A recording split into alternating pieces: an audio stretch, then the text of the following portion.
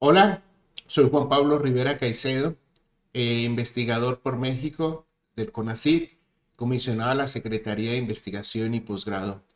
En esta sesión me gustaría poder dar una pequeña charla del uso de la percepción remota en la agricultura. Entonces, por favor, acompáñenme. Es una realidad que la agricultura en las últimas décadas ha sufrido una transformación. Ha sido un parámetro que ha definido la formación de las civilizaciones, pero hoy en día tenemos una agricultura que permite y que hace uso masivo de datos disponibles junto con diferentes aplicaciones. Toda esa transformación en la agricultura, toda esa transformación que estamos viendo, se debe ver reflejada en la adaptación a los cambios que como futuros técnicos, que como futuros asesores, que como futuros profesionales del campo debemos de tener. No es lo mismo poder contar con esa información y hacer una agricultura tradicional, en donde ustedes ven en esta imagen técnicos de los cebetas caminando a los cultivos, mientras que hoy tenemos a la disposición grande volumen de información que nos va a ayudar a la toma de decisiones. Es por eso que el gran reto que tienen ustedes es poder adaptarse a esos cambios, poder conocer diferentes herramientas. Una de las herramientas que más ha impactado a la agricultura es la percepción remota satelital. Tenemos datos de datos de satélite usados de manera terrestre por más de casi desde 1972 con la primera misión Landsat. Ya empezamos a monitorear desde el espacio los diferentes comportamientos de las cubiertas vegetales. Pero, ¿qué es la percepción remota satelital? Bueno, el término percepción remota o teledetección tiene que ver con la capacidad que tenemos de adquirir información de un objeto sin estar en contacto con él. ¿Cómo es posible eso? Pues en esta diapositiva que les presento ustedes podemos ver parte del proceso de percepción remota, en donde tenemos una fuente que es el sol. El sol genera energía electromagnética. Ahorita vamos a ver ese tipo de energía electromagnética que es. Esa energía electromagnética atraviesa la atmósfera y interacciona con el objeto.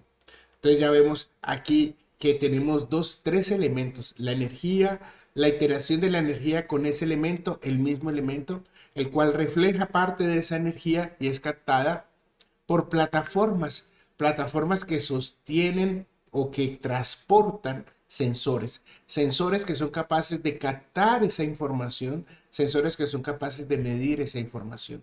Una vez se ha procesado, esos satélites o esas plataformas almacenan o envían la información a una estación receptora. Y eso podríamos decir que es parte del proceso de percepción remota. Aquí vamos a ver ejemplos de diferentes plataformas que sostienen sensores. Este es Sentinel-2, usado para estudio de la vegetación, uno de los últimos satélites. Tenemos drones, tenemos vehículos aéreos no tripulados con diferentes capacidades que pueden permitirnos usar sensores para medir y captar información de las cubiertas sin estar en contacto con ella, o lo que se usa mucho en campo para hacer experimentos, que son espectroradiómetros. Aquí vemos a este joven tomando medidas sobre un cultivo de maíz, sobre donde se está haciendo un experimento. Bien, ahora, hablar el principal protagonista de, la energía, de este proceso de teledetección es la energía electromagnética.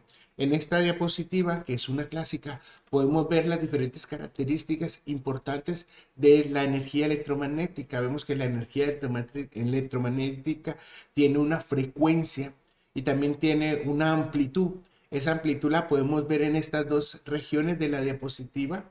Vamos a tener energía electromagnética de muy alta frecuencia que tiene una amplitud muy baja que le permite interaccionar con nuestro núcleo atómico, con nuestros átomos, con nuestras moléculas. Esos son los rayos gamma, los rayos X, los rayos ultravioleta. Esta energía es súper importante y es súper perjudicial para nosotros, pero gracias a la atmósfera esta atmósfera que ustedes ven aquí nos va diciendo esta parte de la diapositiva si tiene o no penetración. Entonces, esta energía no atraviesa a nuestra Tierra, no atraviesa la atmósfera, entonces por eso se puede generar la vida en la Tierra. Pero ya después tenemos la energía visible, que estamos hablando del rojo, el infrarrojo, el verde. Después tenemos el infrarrojo cercano, las microondas que las usamos para enviar información por los satélites y las bandas de radio que ya son mucho más grandes. Bien, ahora, ya tenemos un conocimiento previo de esa energía es una parte eléctrica, es una parte magnética, tiene longitudes, tiene amplitud, tiene frecuencia, pero también vemos cómo esa energía se interacciona con los objetos. Aquí vemos, por ejemplo, una curva de absorción en este eje Y, en el eje Y, vemos cómo absorbe la energía una hoja, y aquí en el eje X vemos las diferentes longitudes de onda. Entonces vemos cómo la energía es absorbida por la concentración de la clorofila en una hoja. Eso hace que toda la energía que viene desde los 400 hasta los 480 nanómetros sea totalmente absorbida por la hoja. Y luego también parte de esa energía que está entre los 630 hasta los 700 nanómetros vuelve a ser absorbida por la hoja. En esta gráfica lo vemos. Los colores azules se absorben, los colores rojos, y el color verde y el color amarillo se reflejan. Y es por eso que nosotros vemos las hojas de color verde. Ahora, no solamente la iteración también se da con la misma hoja, sino también con los estados que tiene la hoja. Por ejemplo, aquí vemos una hoja muerta y vemos cómo la señal de una hoja muerta es igual tanto en el rojo como en el infrarrojo, el verde y el azul. Mientras que una hoja estresada tiene una señal más alta, un poco más alta en el NIR y en el verde, siendo los mismos valores, pero el rojo y el azul más bajo. Mientras que una hoja sana tiene una reflectividad muy alta en el NIR. Estas características son diferentes a cada uno de los materiales. En esta gráfica que les estoy mostrando aquí, vemos en este eje Y la capacidad que tienen las cubiertas, diferentes tipos de cubiertas, de reflejar esa energía. Y aquí tenemos las longitudes de onda dadas en micrómetros. Entonces podemos ver la curva verde, una curva de un espectro de vegetación, en donde tenemos alta reflectividad en el infrarrojo cercano, mientras que un suelo seco tiene una reflectividad más baja, un suelo húmedo más baja, mientras que el agua turbia, tienen diferentes comportamientos. Eso no solamente es en la vegetación, en los lagos y en los suelos, sino que también es en todas las cosas que tenemos. Estas características nos han permitido trabajar con la percepción remota desde diferentes ángulos. Uno, desde la clasificación de los objetos, otro, desde poder estimar a partir de la información espectral y hacer un análisis previo, poder conocer los diferentes parámetros biofísicos o incluso también poder usar esta información para determinar zonas inundadas con diferentes tipos de sensores.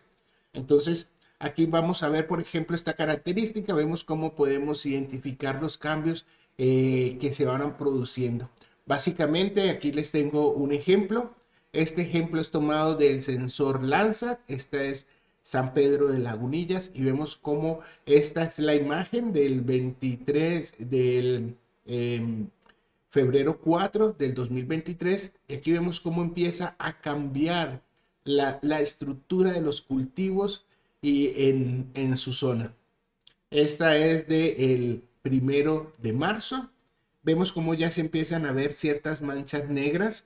Si ustedes la detallan, hay ciertas manchas. Por ejemplo, esta aquí donde está mi ratón, ustedes van a ver que aquí está verde y ahorita se coloca totalmente negra.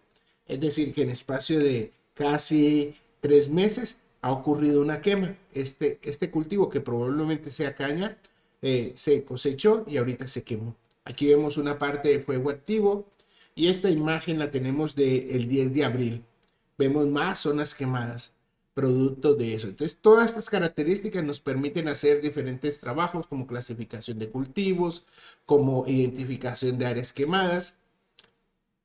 usando este tipo de algoritmos, ¿no? En donde vemos el antes, vemos el después, somos capaces de generar una área y comparar esas dos áreas y poder generar y medir los cambios que han habido en eso.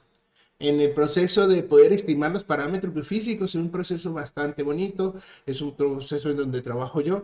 Aquí ustedes van a poder ver, tomar datos del cultivo, tomar datos en diferentes etapas fenológicas y a partir de la información espectral y la información que ustedes miden en los cultivos, generar una base de datos. Bien, con esa base de datos y los datos espectrales vamos a poder ser capaces de generar una línea o una ecuación matemática que nos permite relacionar, por ejemplo, algún índice espectral, alguna medida espectral de que se toma del satélite, como por ejemplo en este ejemplo el contenido de nitrógeno foliar. Para eso vamos a hacer uso de diferentes herramientas, Excel, SAP, R, Python, MATLAB, y con todas estas herramientas vamos a ser capaces de generar un modelo. A partir de ello, vamos a poder, a partir de la información espectral, generar mapas de, por ejemplo, contenido de nitrógeno. Entonces vemos aquí diferentes, un mapa de la zona de Barras en España, en donde diferentes tipos de cultivos se les calcula el contenido de nitrógeno. Eso también lo podemos hacer con diferentes modelos matemáticos que nos podrían reemplazar los datos que medimos en campo y generar a partir de esos modelos matemáticos diferentes respuestas para los diferentes parámetros biofísicos. Pues les doy muchas gracias por la atención.